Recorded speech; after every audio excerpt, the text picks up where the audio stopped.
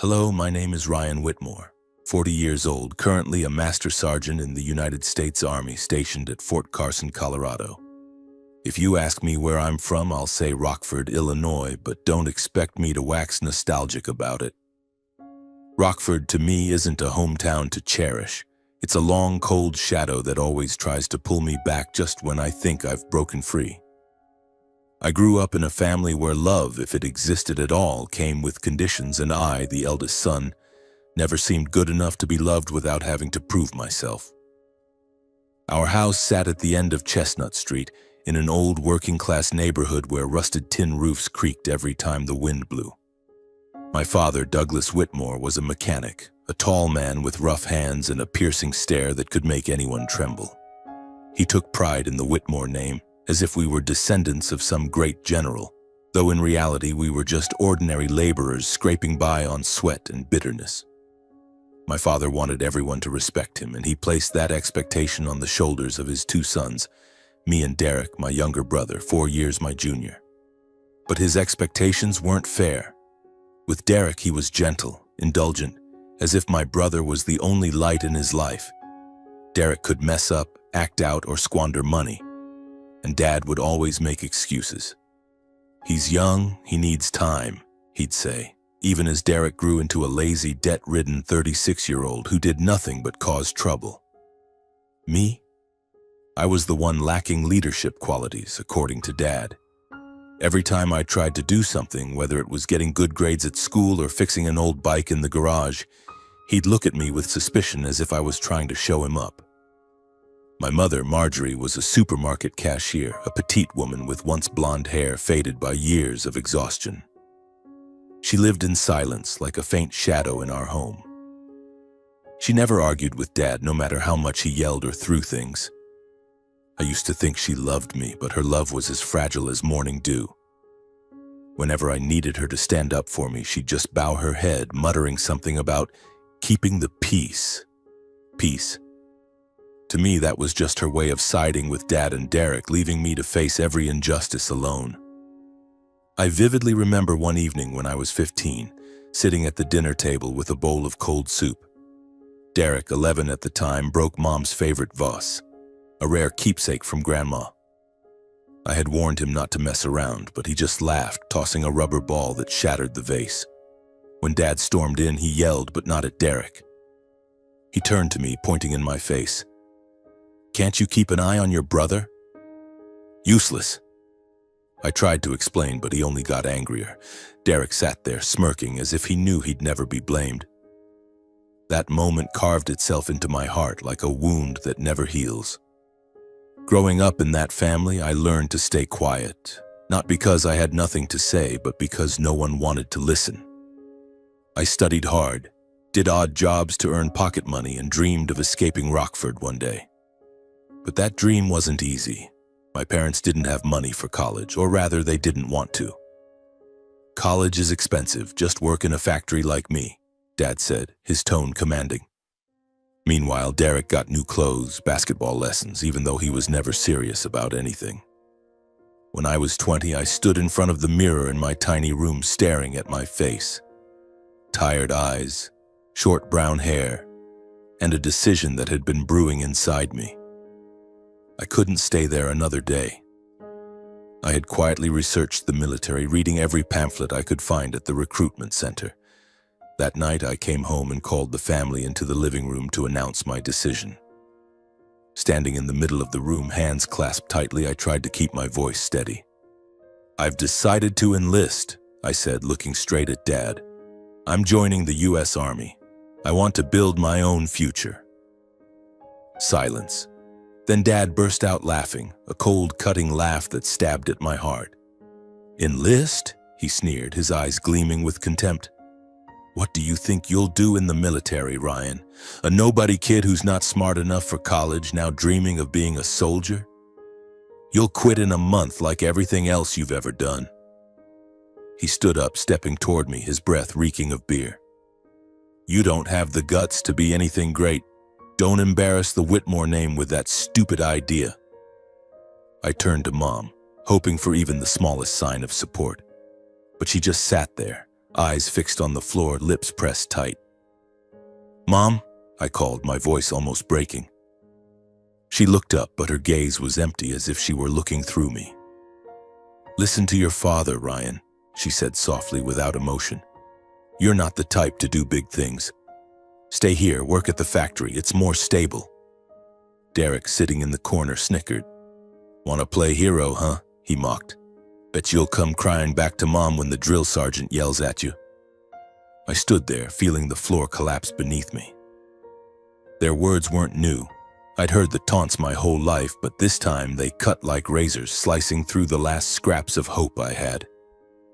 I wanted to scream, to tell them I didn't need their approval, that I'd prove them wrong. But I just clenched my fists, swallowed my anger, and turned away. "I'm going," I said, my voice low but firm, "and I won't come back begging anyone." The next day I packed a few clothes, a notebook, and my meager savings, then headed to the recruitment center. "I want to enlist," I told the officer, my voice trembling but resolute. That day I walked out of Rockford, leaving behind a family that was never truly mine. Dad's mocking words echoed in my head, but instead of breaking me, they became fuel. I would prove myself, not for them, but for me. The early days in the military were a nightmare. I was thrown into the training center at Fort Benning, Georgia, where the humid heat soaked my shirt with sweat even when I stood still. The drill instructors, burly men with voices like thunder, gave me no moment of rest. "Whitmore, are your legs made of mud? Move it," they barked as I struggled through the obstacle course. I gritted my teeth, crawling through mud, scaling walls, my hands bloodied from rope burns. Each night, lying on a rock-hard bunk bed, I told myself, "You can't quit. Not here. Not because of them." But the battlefield was where I was truly tested. In 2005, I was deployed to Iraq, a 25-year-old infantryman who had never seen death up close. We were patrolling a dusty road near Baghdad, the sun scorching, the air heavy with the smell of oil and smoke. I was at the rear of the squad, my M4 rifle gripped tightly, eyes scanning for danger. Then a deafening explosion shook the ground. A roadside bomb detonated less than 10 meters from our team.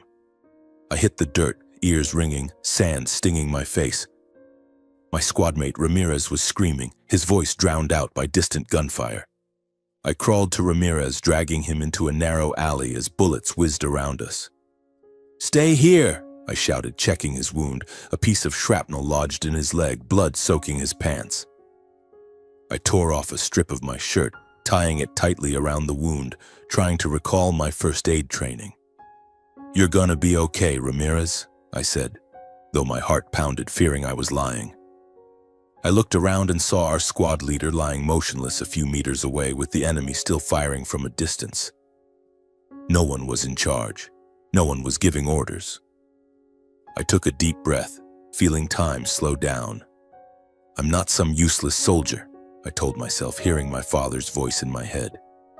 I shouted to the rest of the squad, "Regroup, move to the safe point now." I don't know where I found the confidence, but I led the team's retreat, firing back while dragging Ramirez along. When we reached a crumbled wall, a drone arrived to provide support, and the enemy withdrew. Ramirez survived, and we didn't lose anyone else. In the years that followed, I climbed the ranks from private to master sergeant. Each promotion reminded me of my father's contemptuous look, and I told myself, he was wrong. I learned to lead, to stay calm in chaos, to protect those who depended on me. But I also learned that the battlefield wasn't just out there. It was inside me, where I fought the memories of Rockford, of a family that never believed in me. At Fort Carson, I met Melissa. She worked in the base's medical office, her brown hair tied high, her smile warming the Colorado cold. The first time we talked, she was bandaging a cut on my hand. She looked at me, smiled, and said, "You're the only one who didn't complain when I disinfected the wound, Master Sergeant." I laughed for the first time in months, feeling a spark of warmth creep into my heart. Melissa was unlike anyone I'd ever met. She didn't ask about my past or push when I fell silent, but she had a way of seeing through me, as if she knew how deep my scars ran. We started dating, walks by the lake, coffee at a small shop in Colorado Springs. I told her about the military, about sleepless nights in the field, but I avoided mentioning Rockford. She didn't press, just held my hand and said, "When you're ready, I'll listen." After 3 years, I proposed to Melissa on a hill overlooking the Rocky Mountains under a blazing red sunset. She said yes before I could finish, and we hugged, laughing like kids. But life wasn't always easy. My family, though hundreds of miles away, still found ways to creep into our lives like a shadow that never faded. My parents called occasionally, not to check on me, but to ask for money. "Derek needs cash to pay off gambling debts," Mom would say, her voice trembling as if pleading. "Just $2,000, Ryan. You're the eldest. You have to help your brother." Another time, Dad called, his voice thick with anger. "You think you're better than this family? Derek's struggling and you're just hoarding money for yourself."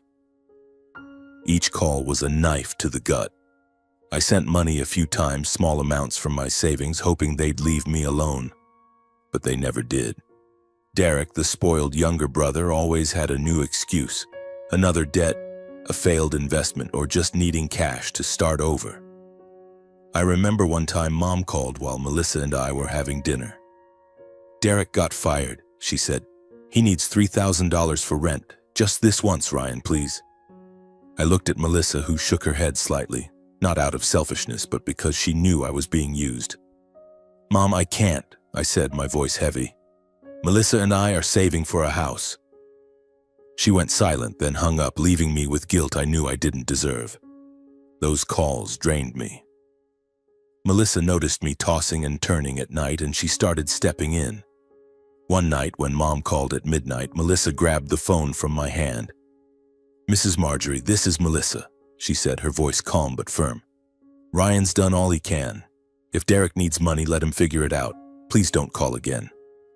I stared at her, shocked and grateful. Mom didn't call back for months, but I knew they wouldn't give up easily. Life got harder when we decided to buy an apartment in Colorado Springs. We set our sights on a small place, not luxurious, but enough to call home. The bank required a $10,000 down payment, a huge sum for 2 people living on government salaries. I took extra shifts at the base, pulling night duty, while Melissa worked weekends at a private clinic. Some days we only saw each other for a few minutes, but she always smiled, held my hand, and said, "We're a team, Ryan. We'll make it." After 8 months of grueling work, we scraped together the down payment. The day we signed the contract for the apartment, I stood in front of the small house with its wooden porch, feeling like I'd conquered a mountain. Melissa squeezed my hand, her eyes shining. "This is our home," she said. "No one can take it away."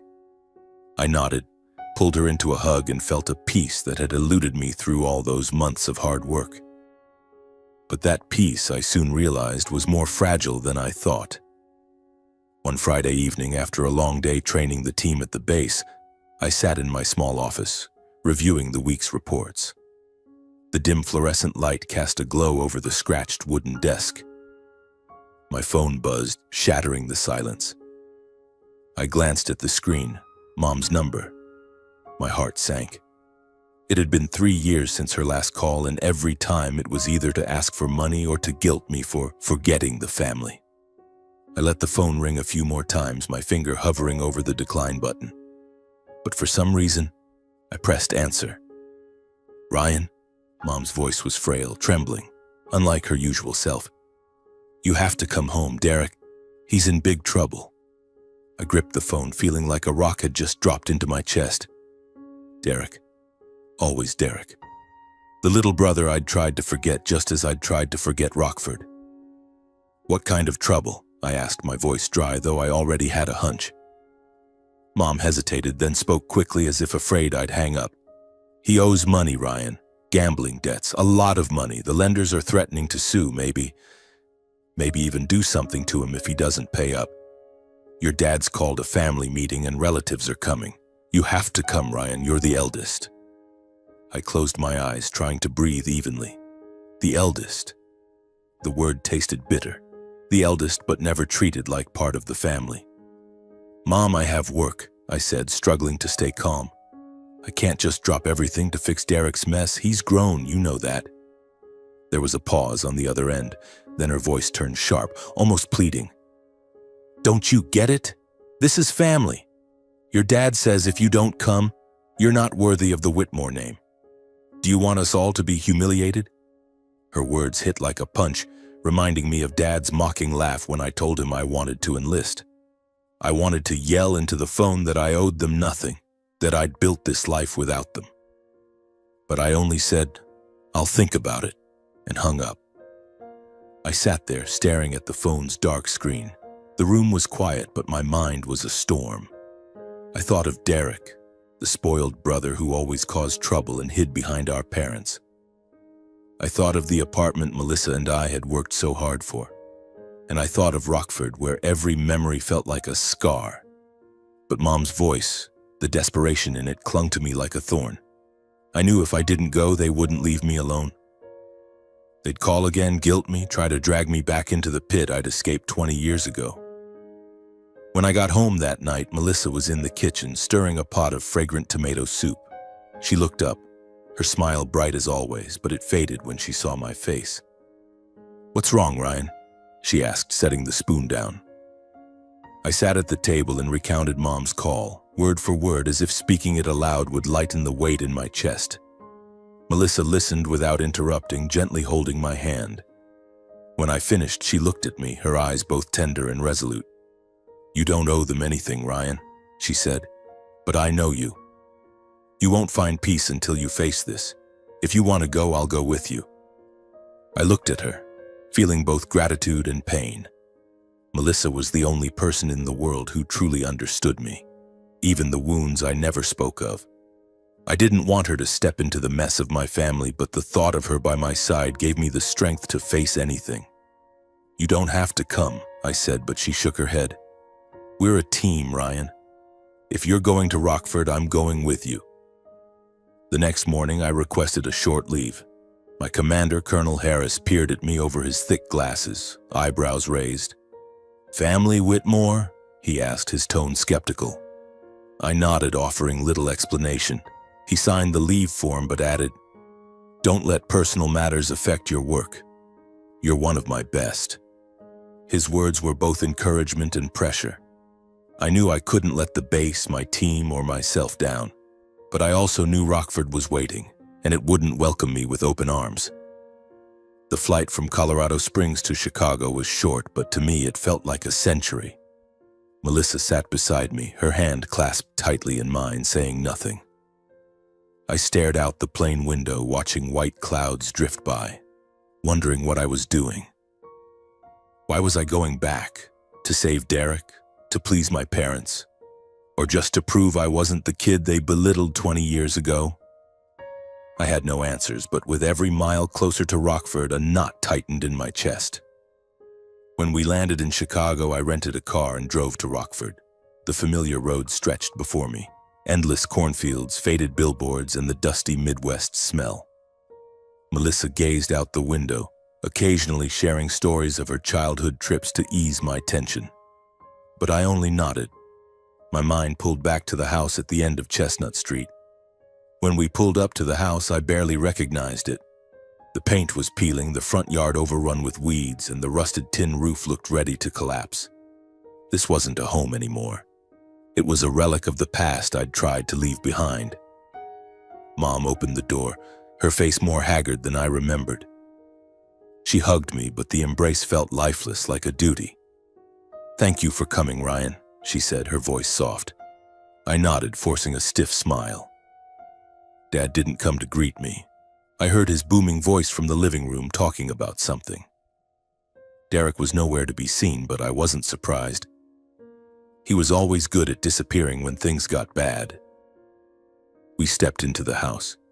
The living room was cramped, the air thick with the stale smell of cigarettes and old beer. A reminder that I didn't belong here. Uncle Carl sat in the corner of the sofa, tapping his knee, his eyes darting away as if afraid of being drawn into the fray. Aunt Ellen, with her over-bleached blonde hair, sat upright in an armchair, lips pursed tightly, her sharp gaze scanning everyone like she was judging a play. Other relatives, Uncle George, Aunt Linda, and a few faces I vaguely remembered were scattered around the room. Some whispered to each other, others stared at the floor as if they knew what was coming but wanted no part in it. Dad sat in his armchair, a beer in hand, his gaze as cold as it was the day I left 20 years ago. "So you finally showed up," he said, his voice laced with sarcasm. "Thought you were too busy playing hero out there." I swallowed the anger rising in my throat.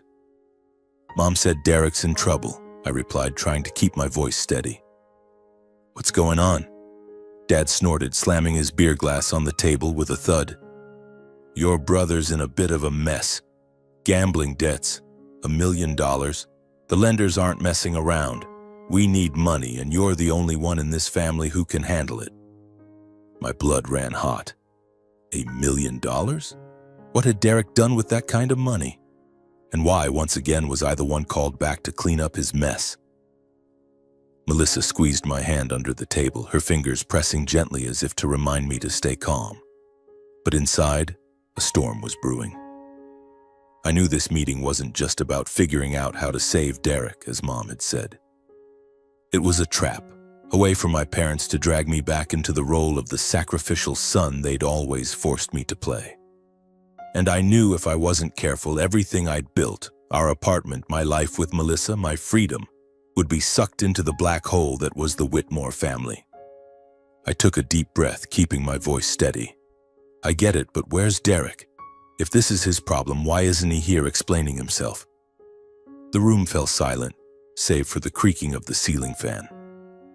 Uncle Carl cleared his throat, glancing at Aunt Ellen as if hoping she'd say something, but she just raised an eyebrow, crossed her arms, and looked away. Mom shifted slightly but said nothing.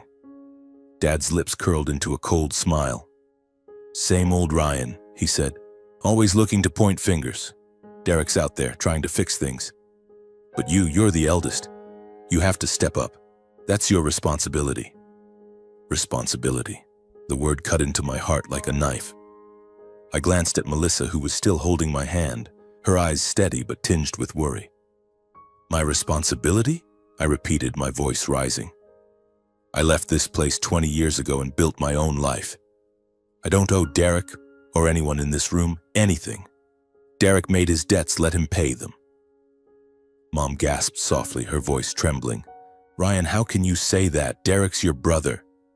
But before I could respond, Dad shot to his feet, slamming his beer glass on the table, the clink of glass on wood ringing like a warning. "Who do you think you are?" he roared.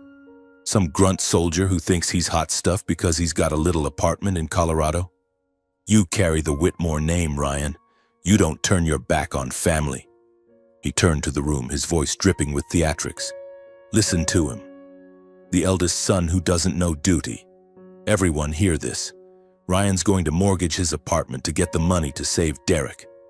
That's how we keep the Whitmore name honorable." His words exploded in my head like a bomb. Mortgage our apartment, the home Melissa and I had poured our sweat, tears, and sleepless nights into. My blood boiled, my hands clenching into fists. "No," I said, my voice low but icy. "That apartment belongs to me and Melissa. We worked our asses off for it. No one in this room has the right to demand I give it up.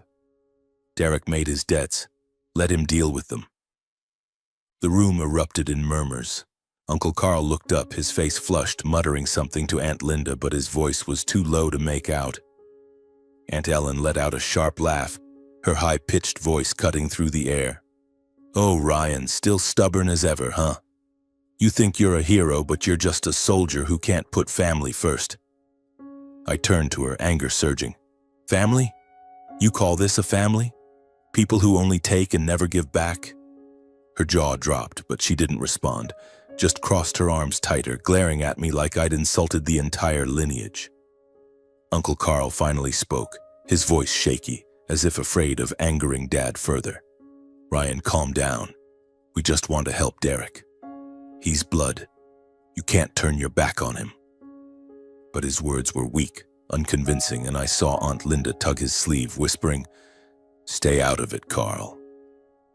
The other relatives stayed silent, eyes glued to the floor as if they wanted to vanish from the room. Their silence made me feel more alone than ever, but it also reminded me I didn't need their approval. Dad stepped closer, his face red with rage. "You dare talk to me like that?" he growled, gripping an empty beer bottle. "You think you're better than Derek because you've got some Master Sergeant title? Derek's your blood. If he dies because of those lenders, can you live with that on your conscience?" I stood up, facing him, refusing to back down. "Derek's not my kid. I'm not his father, and I won't let his mistakes ruin my life." That's when things spiraled out of control. "Enough!" Dad bellowed, and before I could react, he grabbed the beer bottle from the table and hurled it at me. The glass flew through the air like a bullet, slamming into my forehead. Pain seared through me like lightning tearing through my skull. I staggered, warm blood streaming down my face, dripping onto the floor. For a moment, the world blurred, leaving only the pounding of my heart and Melissa's scream, "Ryan, oh my God, are you okay?" She rushed to me, her trembling hands touching the wound, her voice breaking with anger and fear. "What are you doing? Have you lost your mind?" But it wasn't just the pain in my head. A tidal wave of emotion surged, tearing down the walls I'd built to protect myself. I saw young Ryan again, 15, being called useless by Dad when Derek broke the vase. I saw Mom's silent stares, choosing Derek over me. I saw the nights in Iraq, wondering if I'd survive to prove I wasn't a nobody soldier. And now, standing here, blood running down my face, I realized this family had never changed. They still saw me as a tool, someone to blame, to use. But this time, I wasn't the scared kid anymore. I was Ryan Whitmore, who'd survived war, years of loneliness, and I wouldn't let them drag me down. I looked up, locking eyes with Dad. He was panting, his hand still clenched, his gaze defiant, as if daring me to say I deserved it. Mom covered her mouth, eyes red, but she said nothing, didn't stand, didn't come near me. Uncle Carl muttered something, maybe, "God, Douglas, calm down," but his voice was weak, as if he feared making Dad angrier. Aunt Ellen stood, stepping to the corner, muttering, "I told you we shouldn't have called Ryan back." As if my presence caused all this. The other relatives sat there, eyes on the floor, none daring to defend me. Their silence was another blade cutting deeper than the bottle. Melissa pulled me out of the room, her voice trembling but resolute. "We're leaving, Ryan. Now." I let her lead me to the door, my steps heavy, blood still dripping onto my shirt. In my head, a voice rang clear. "You don't belong here, you never did." As we reached the yard, I heard Mom call after me, "Ryan, wait." But I didn't turn back. The door slammed behind us, a declaration that I was done with this place. In the car, Melissa wiped the blood from my face with a cloth, her hands shaking but gentle. "Are you okay?" she asked, her eyes red. I looked at her, the woman who'd stood by me through every storm, and forced a smile, though the pain in my head and heart tore at me. "I'm fine," I said, but we both knew I was lying. I wasn't fine. The bottle didn't just draw blood, it shattered any lingering hope that my family could change. But looking into Melissa's eyes, I knew I wasn't alone. She was my family, my real family. And I'd fight to protect the life we'd built, no matter the cost. Melissa started the car, but before driving off, she grabbed my hand, squeezing tightly. "They don't deserve you, Ryan," she said, her voice firm. "They don't deserve you or what you've accomplished. We'll get through this together." I looked at her, and for a moment, amid the pain and anger, I felt a flicker of hope. She was my family, my true family. And I knew whatever came next, I wouldn't let Rockford drag me down again. As the car pulled away from Chestnut Street, I glanced at the house in the rearview mirror, shrinking until it vanished. But the image of Dad throwing the bottle, his cold stare, and the complicit silence of everyone else burned in my mind. I knew this wasn't the end. They wouldn't let me go easily. But I also knew this time, I wouldn't let them win. That night, in a small hotel on the outskirts of Rockford, I sat in an armchair by the window, staring out at the foggy highway. My head still throbbed, the wound on my forehead bandaged by Melissa, but the sting of humiliation and anger clawed at my heart. Melissa sat on the bed quietly checking her phone, but I knew she was worried about me. "You need to get some sleep, Ryan," she said, her voice gentle but firm. "Tomorrow we'll make a plan. We'll figure this out." "Figure it out?" I let out a bitter laugh. "How, Mel?" "They want our apartment.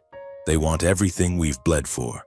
And not one person in that room stood up for me." I turned away, not wanting her to see my eyes welling up. But Melissa stood, came to me and placed a hand on my shoulder. "They're not your family, Ryan," she said firmly. "I'm your family. Our apartment, our life. That's your family. Don't let them take that away." Her words cut through the fog in my mind like a beacon. She was right. I'd let the Whitmores define me for too long, let their mockery and contempt trap me in the role of the sacrificial son. No more. I'd survived battlefields, sleepless nights in the military, and 20 years of standing on my own. I wouldn't let them drag me down. "I'll find a way," I said, taking her hand. "I won't let them touch our life." The next morning, I took action. First, I needed to know exactly what was going on with Derek and why Dad was so confident in demanding I mortgage our apartment. I contacted an old Army buddy, Jake, now a private investigator in Chicago. Jake had a sharp mind and a knack for digging up information no one else could. "What do you need me to find, Ryan?" he asked over the phone, sounding alert despite my call at 7 in the morning. "Everything about Derek," I said. "Debts, deals, anything tied to my family. I need to know what they're hiding." Jake didn't ask questions, just said, "Give me 3 days. You'll have answers." I hung up, feeling like I'd fired the first shot in a war I couldn't afford to lose. While waiting for Jake, Melissa and I returned to Colorado Springs. Our apartment was the same, faint coffee aroma, sunlight streaming through the window, the old rug Melissa loved. But this time, stepping inside didn't bring the usual peace. I felt like a soldier returning from battle carrying invisible wounds. Melissa sensed it. She pulled me to the sofa, pressing a mug of hot tea into my hands. "We'll get through this, Ryan," she said. "But you need to tell me everything. Don't keep it inside." I told her everything, from the days Dad called me useless, Mom's silent complicity, to Derek's smug grin every time I was pushed to the sidelines. Melissa listened without interrupting, her grip on my hand tightening. When I finished, she said, "They were wrong to treat you like that, but you're not that helpless kid in that house anymore. You're Ryan Whitmore, the strongest man I know. And I'll be here no matter what happens." 3 days later, Jake called back. "Brace yourself, Ryan," he said, his tone grave. "I found some stuff and you're not gonna like it." My heart pounded, but I told him to go on. Jake revealed that Derek wasn't just in gambling debt. He'd borrowed money from a Chicago gang, the kind who didn't hesitate to use violence to collect. But what chilled me was the rest of the story. "Your parents," Jake said, "they used your name to take out a loan 10 years ago while you were in Iraq. A bank loan, about $50,000 with a forged signature. They told the bank you agreed to co-sign, but no one ever told you, right?" I felt the ground collapse beneath me. "What?" I whispered, gripping the phone.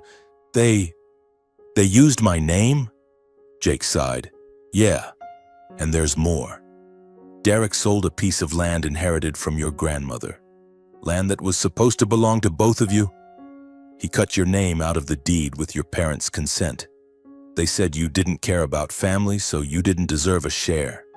My blood boiled, my head burning with rage. I wasn't just betrayed, I was robbed of what was rightfully mine, deceived by the people I called family. Melissa, sitting beside me, overheard the call on speakerphone. Her face paled, but her eyes flashed with anger. "They can't do that to you," she said, her voice trembling with fury. "We have to do something, Ryan. Now." I contacted a lawyer in Colorado Springs, Linda Harper, a sharp woman with over 20 years of experience handling property disputes. I sent her everything Jake had uncovered, the forged loan documents, the land sale contract, and Derek's debt records.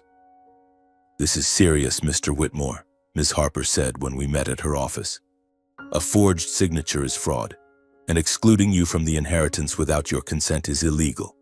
We can sue them and I'll make sure you're compensated." I nodded, but it wasn't relief I felt. I didn't want money. I wanted justice.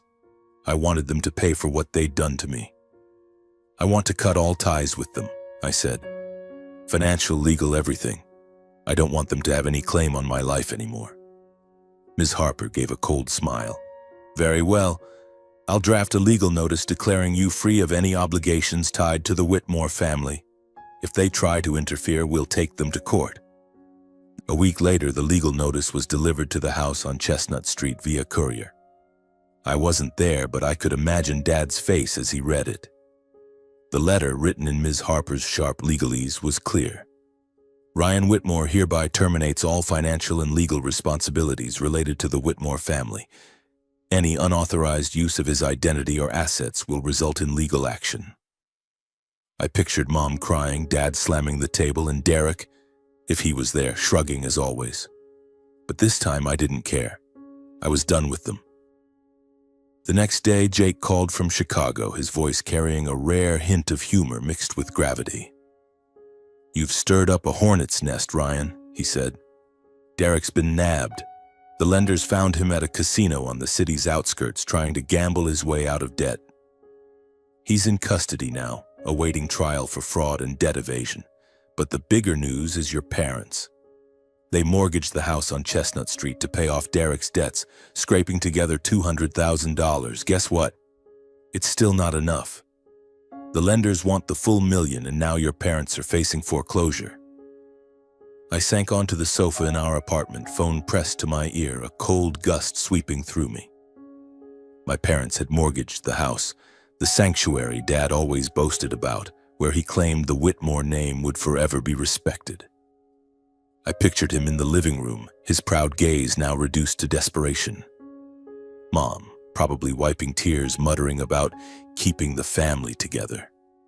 But they'd chosen Derek, poured everything into the spoiled brother, and now they were paying the price. "Anything else, Jake?" I asked, my voice dry. Jake sighed. "The Rockford community's buzzing. Your Aunt Ellen's been telling the neighborhood your parents were wrong to indulge Derek. Uncle Carl's avoiding everyone, ashamed of being at that meeting. The relatives don't gather at your house anymore. They say the Whitmores have lost face. Your parents are practically outcasts now." I nodded, though Jake couldn't see. I didn't feel smug, but I didn't feel guilty either.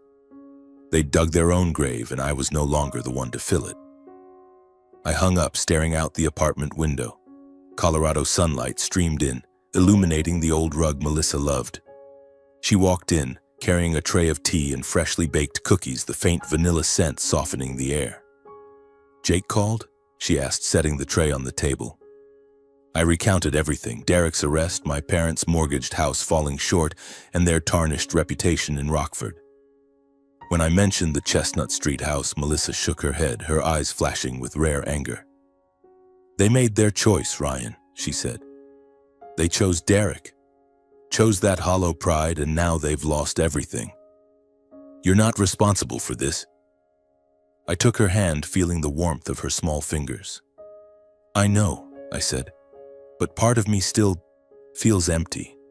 I thought I could let go of the past, but it keeps clinging to me." Melissa looked at me, her gaze soft but resolute. "The past doesn't define you, Ryan. You built this life, we built it. And I won't let anyone, not even your family, take that away." Her words were a fire warming my heart. I pulled her close, holding her tightly, feeling the steady rhythm of her breathing. Melissa was my real family, not the people in Rockford. She was the one who stood by me through sleepless nights haunted by calls for money, through the grueling days we worked to buy this apartment. She was the reason I didn't collapse when that beer bottle hit my head, when my entire family turned their backs. "Thank you," I whispered, "for not giving up on me." We returned to our routine at Fort Carson. I went back to the base, leading my team, guiding young soldiers through grueling training. Colonel Harris clapped my shoulder when I returned, his sharp but warm gaze meeting mine. "Good to have you back, Whitmore," he said. "This team needs you. Don't let personal stuff distract you." I nodded, feeling the weight of his words. Here I was, Master Sergeant Whitmore, respected for what I did, not the name I carried. Each day at the base reminded me I'd built a life to be proud of, without needing approval from my parents or anyone in Rockford. But Rockford didn't let go easily. Mom called a few times, leaving long, rambling voicemails. "Ryan, I'm sorry about the meeting," she said in one, her voice trembling. "But we're losing everything. The house, the bank will take it if we don't pay up. Derek needs you. I'm begging you, Ryan." I listened but didn't respond. Part of me wanted to scream that she was wrong, that she and Dad had chosen Derek over me my whole life, that their house wasn't my burden. But I deleted the messages, letting silence speak for me. Dad called once, his voice hoarse, lacking its usual arrogance. "You think you've won, Ryan?" he said. "You're abandoning your family, your blood. You'll regret it when you have no one left." I hung up without a word. He was wrong. I had Melissa, the soldiers at Fort Carson who saw me as a brother, a life I'd built with blood and sweat. I didn't need the Whitmore name to feel worthy. Melissa and I started talking about the future for the first time unshadowed by Rockford. One evening we sat on our apartment balcony, the city lights twinkling in the distance. Melissa spread a map on the table, pointing to Oregon's coast. "What do you think about a little house here?" she asked, her eyes sparkling. "Near the ocean, where we can hear the waves every morning. No one from Rockford will find us." I smiled, picturing us in a wooden house with a porch facing the sea. "Sounds perfect," I said. "A fresh start, just you and me." We decided to save for a coastal home after my retirement, planned in 2 years.